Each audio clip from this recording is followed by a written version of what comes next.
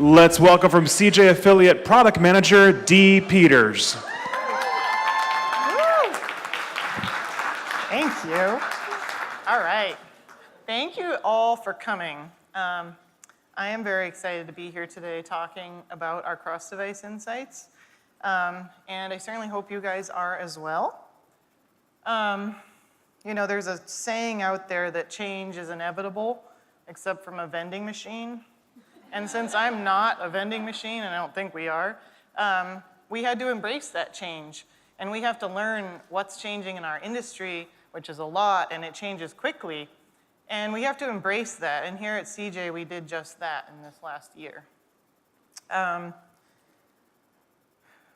Before we go into too much, you know, I did actually forget my water bottle. So those of you who've been to my presentations before know that I have a little, I guess, a tried and true trick where, you know, when I get questions and I don't know how to answer them, I take the water bottle and I go, that's a great question. And then hopefully by then you've thought of an answer. Thank you, Desiree. That's why she's my boss and I love her. All right, being serious for a second. So I'm going to talk a little bit about who I am, who am I, why am I called Dee, a little bit about the development of cross-device tracking here at CJ, a little bit of a timeline, let you know why not all solutions are created equal. We'll talk about what we've learned, which is probably why you guys all came today, not to hear about me. And then we'll talk about how you can use this to optimize your partnerships. So without further ado, we will take questions at the end, by the way. I will take them live, but if you guys get super shy, that's fine. You can send them in through the app too. All right, I believe within the session you can hit send a question. So we will just jump in. So you can call me Dee.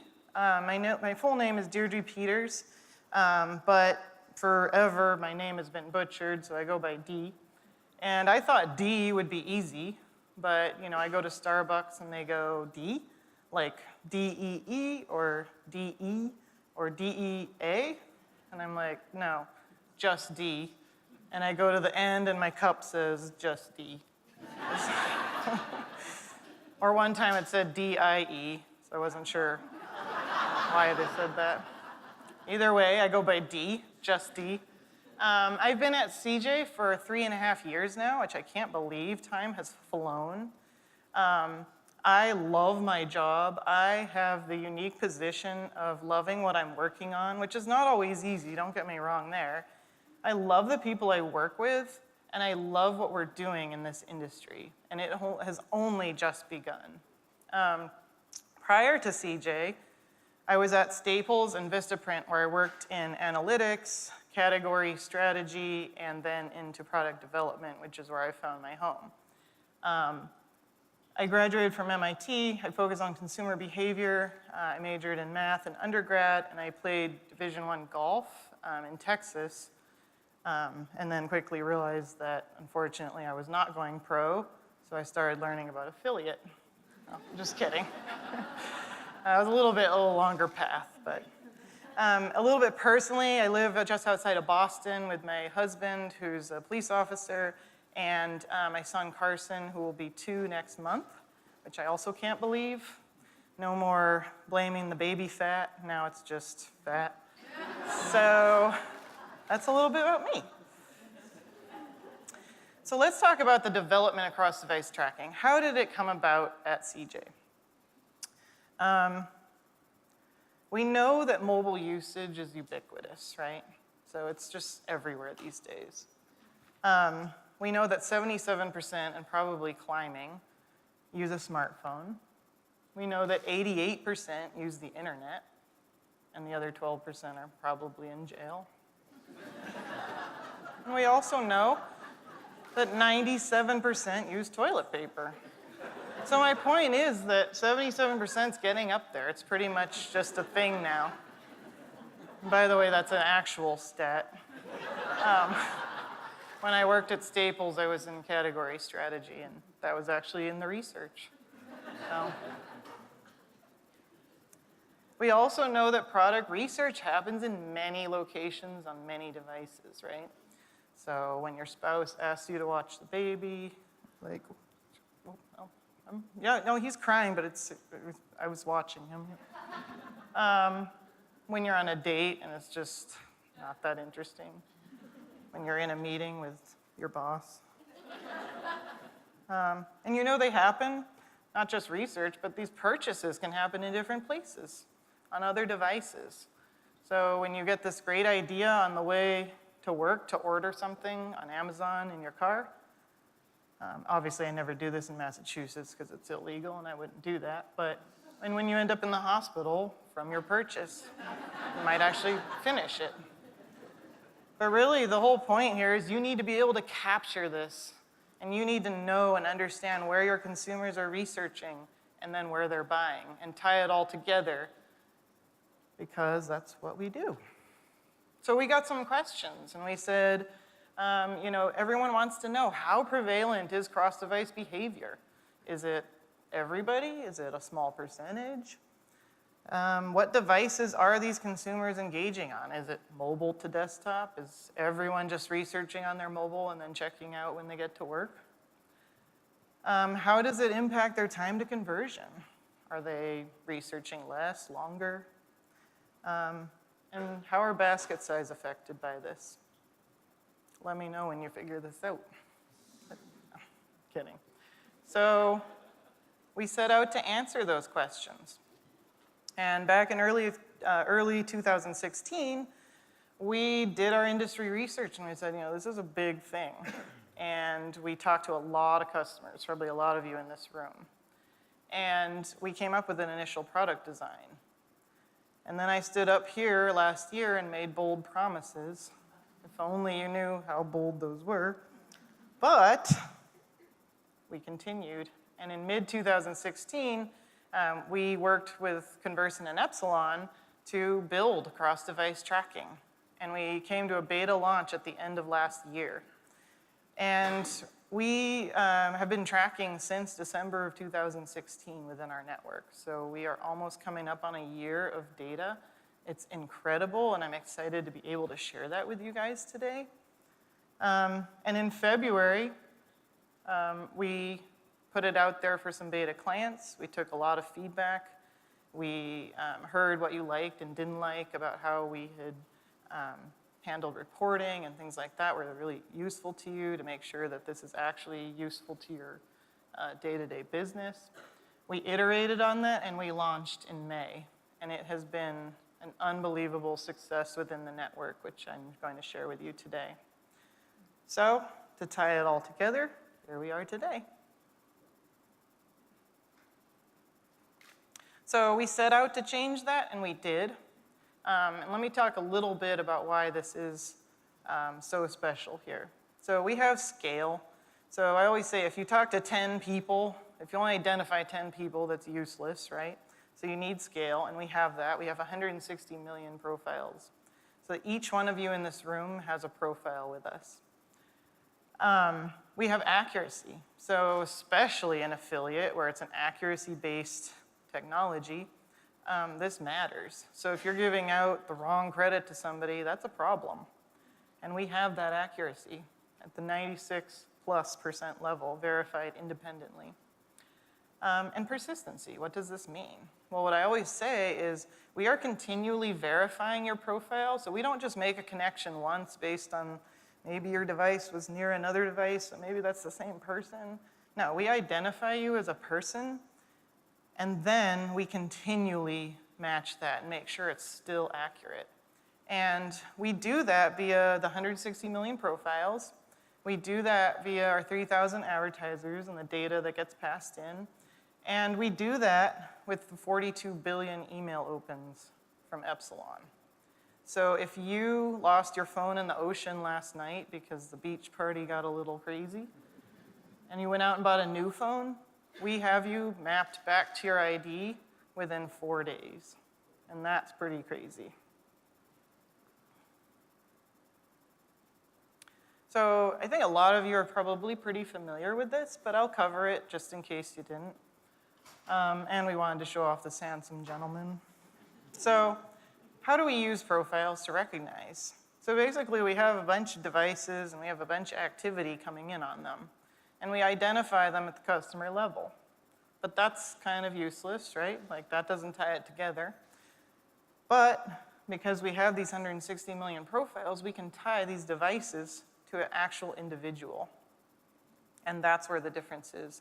We are deterministic and transaction-based, and we have a reach 10 times more than any other affiliate provider. So when this guy makes a purchase, and we actually can tie it to a click on a different device. Pretty mind-blowing stuff, right? I'm just kidding. So here's what you're here for, right? CrossDevice Insights. Before we get too far in the last 4 months, have turned on over half of our network for cross-device tracking. This is really, really exciting to be able to reach a different consumer. And I've always said, you can't manage what you can't see. So if you can't track the activity that's coming in via all of the cross-device behavior, which we know is very prevalent, then there's no way that you can actually reach the right consumer and work with the right partners. So you'll spend your time optimizing partnerships that are getting you maybe high volume, but not what you wanted in terms of the right customer, high-value customer, new customer, et cetera. And we know, fundamentally we know these things, right? So according to eMarketer, customers research on mobile but purchase on desktop. If you look at the traffic, 41% look at stuff on their phone, but only 25% of the revenue comes from mobile devices. And that's a pretty significant gap. And if you look at our network without cross-device, we're made up of, about 40% coupon, loyalty, and then we have content and social, which are verticals that everyone's very interested in. And they're, far bigger than any other network of in the competitive space. But they're still verticals we really want to reach and we want to grow. So if you look at the cross-device impact in these key verticals, you see that content and social are up significantly. And that's just the beginning. Obviously, for your individual programs, you'll want to break it down into the who and who's driving the type of consumer I want.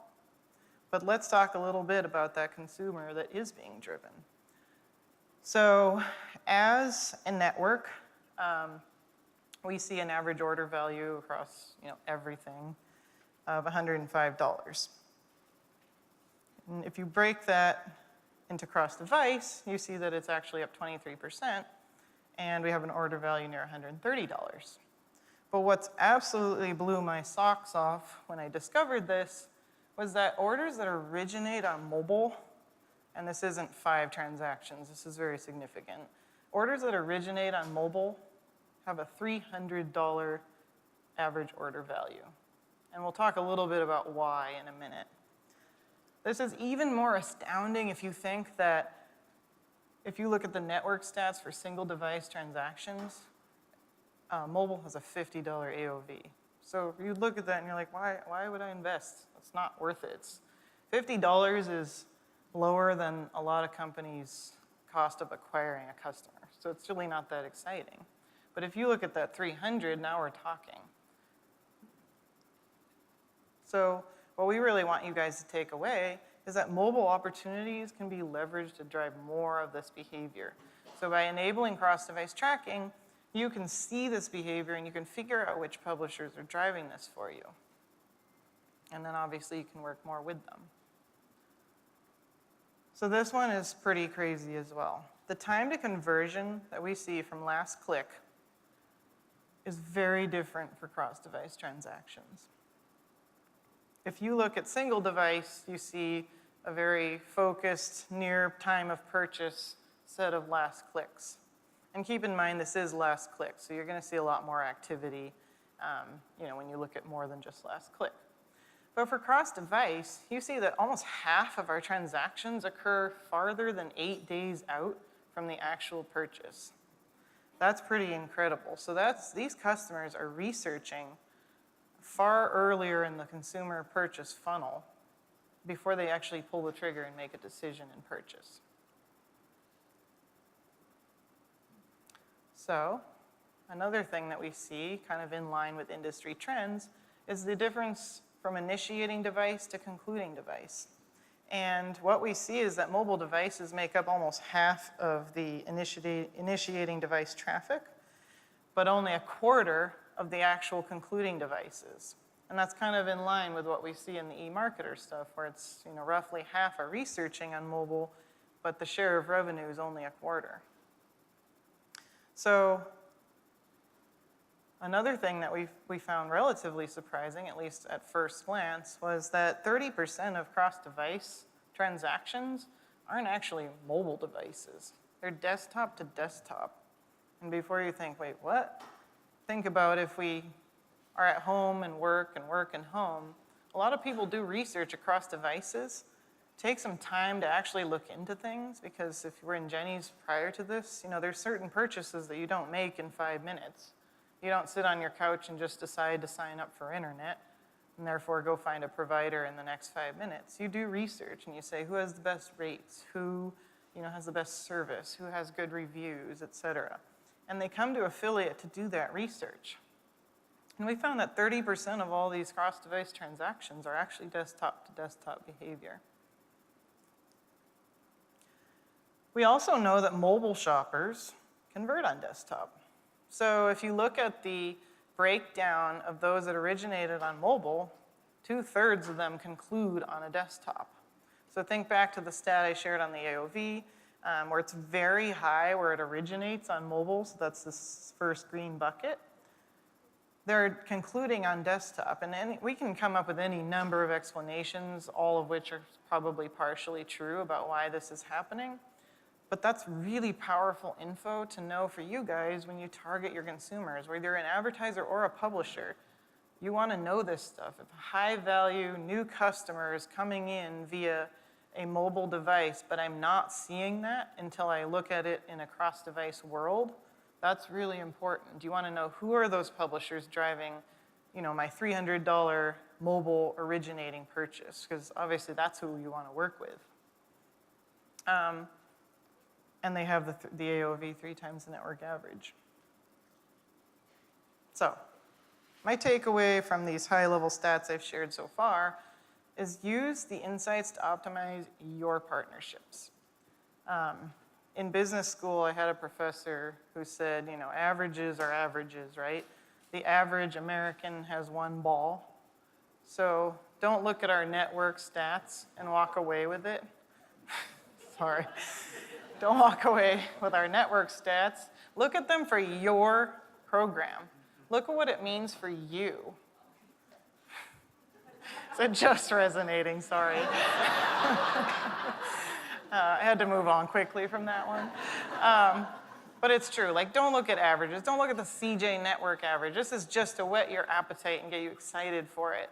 Work with your teams, work with your publishers, work with your advertisers, and figure out what it means for your program, because it will probably have wildly different statistics. Now, everything we've shared with you is available to you today to do your own analysis. This isn't coming, in the eons later. This is now. You have it. It's all out there for you to analyze. And if I die tomorrow, at least I'll be remembered for this quote in all of its profoundness.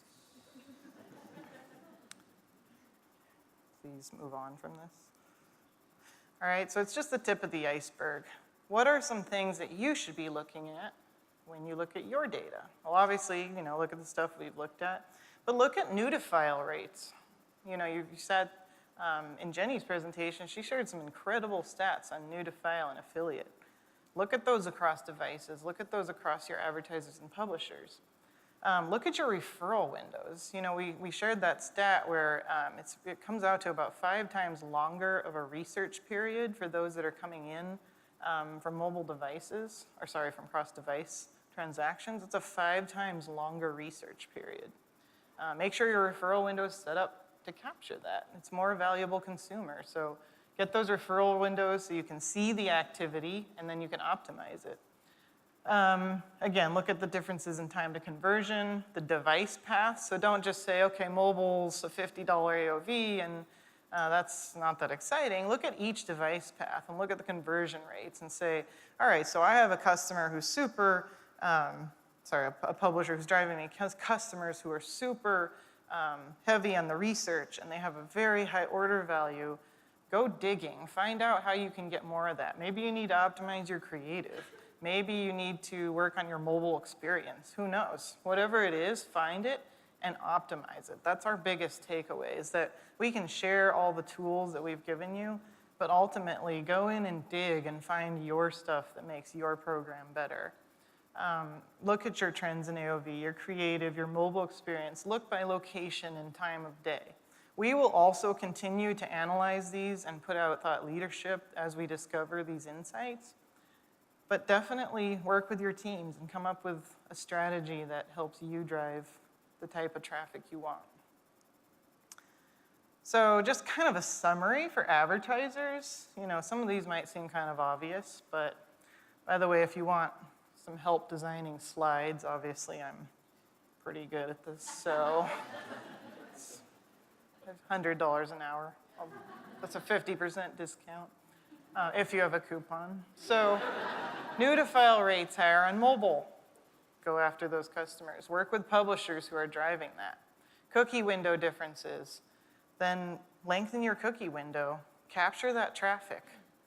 And device path conversion rates that differ. Go analyze which ones are most important. Optimize your creative to that and find those partners that are going to optimize that with you. The main thing I emphasize is work together. Invest in those key areas, pull back in other areas that don't seem to be working as well, and watch the actual return improve. And then on the publisher side, you know, the overall emphasis still, work together. Know your customer and own your destiny. Advertisers love working with publishers who really know who their customer is, where they're coming from, why they're doing the research they're doing, and why they're showing the consumer behavior habits they're showing. So know your customer, advocate for yourself, and work together. So before we wrap things up and take some questions, I wanted to just share some very quick, high-level success stories. So Verizon FiOS was one of our early adopters, and they obviously wanted to gain insights into consumer behavior across devices.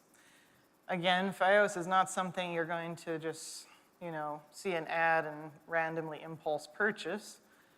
You need to think about it and think about whether it's the right solution for you, whether you want to pay a certain amount a month, whether your friends like it, etc. So they have used CrossDevice to work very closely with their partners and optimize their relationships with them. And via this, they've actually seen an increase of 8% in their sales overall, not just on CrossDevice. And they've identified a new top 5 partner to drive that top line growth and diversify their portfolio. On the publisher side, RewardStyle, they are always obviously looking to uncover new relationships. And they've seen a almost 150% increase in tracked sales for this one advertiser. And because of that, both the advertiser and RewardStyle are super interested in working with each other more because it's all of a sudden identified all this traffic that they didn't even know was occurring. And when I say traffic, I mean conversions. So RewardStyle's identified 4 large new partnerships and has seen a 30% increase in AOV. And finally, Walgreens. So they were also one of our early adopters. And they obviously, this is a pretty crazy challenge they had, right? Looking for key insights across categories. It could have been written for anyone, I know. And by the way, I wrote this, not them, so they can make fun of me all they want. But Walgreens has seen tremendous success, overall 5% lift in sales, and a 30 to 50% increase in those key verticals. And they have also identified some new partnerships that can, with somewhat unique models to drive key categories such as photo. As you can imagine, photo is a pretty mobile-heavy product. So with that, I will leave you and say thank you.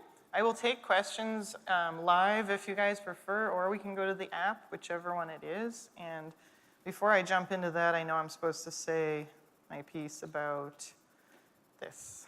So if you liked me, then go into the app and give me a high rating. And if you didn't, we can chat in the back on the way out. So, and with that, I'll take questions.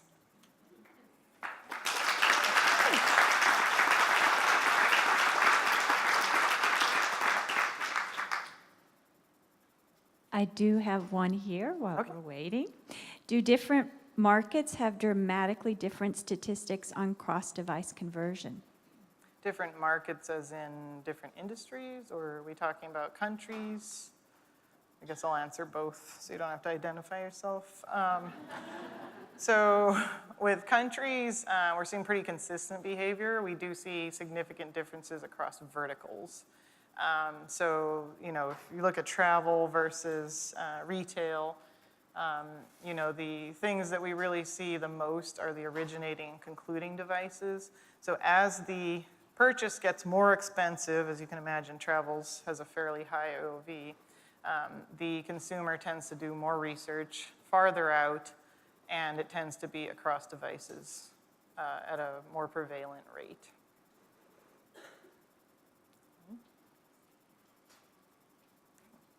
Go for it. Definitely getting my water bottle now. Thank you. I just had a question about how do you manage the attribution to specific devices across platforms when things like on iOS, they turn off ad tracking? Like how do you manage the accuracy of knowing that it's the same user across different devices when that data sometimes is spotty? Murky. So in the world of app tracking, it's a world that changes very quickly. So some of it is captured in cross-device tracking, and then there's always a piece that you can't capture. So we stay on top of the trends, we stay on top of the rules they set to do that, but there are definitely links that we have to figure out how to bridge in terms of app tracking. So I'm not going to say we track every single transaction, because we don't. But on my job, I have to keep myself employed somehow. So got to always be improving and always increasing the tracking. But jokes aside, app tracking is probably the murkiest of all the tracking that we deal with. And it's a challenge, so I can't say that we always do, unfortunately. Yeah. I have a question through the app. How long of a cookie window do you recommend? That's a good question, and that does vary a lot by vertical. So we kind of tend to recommend a 30-day on average, but what we're seeing actually with cross-device and with some of our, even just on the single-device transactions with our content social publishers, is that you actually will see a significant portion of your valuable last-click activity, even over 40 days out from a purchase. So whereas on the single-device world, it varied a lot by publisher. You didn't see a ton of it. We're actually seeing that significantly shift. So I've always said, there's not really a downside. It's not like you're suddenly blowing up your program to make it 45 days. But what you are guaranteeing when you make it longer is that you will capture all of that. And like I said, this isn't just maximize the window and set it and forget it. This is really maximize your window and figure out who is sending you customers that make you a lot of money, regardless of when they research, and go figure out who those publishers are and work with them. Maybe it means pulling back in other areas that aren't as valuable as you once thought. But the key here is to increase it so you can see everything, and that's why we tend to go with the 30 to 45 days. I think we have time for one last question. Make it easy, please.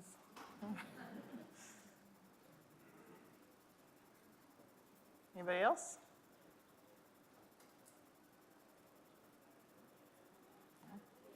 All right. What? Oh, yes. Believe it, I actually need friends, so yes. Yeah. All right, well, thank you so much for coming. Appreciate it.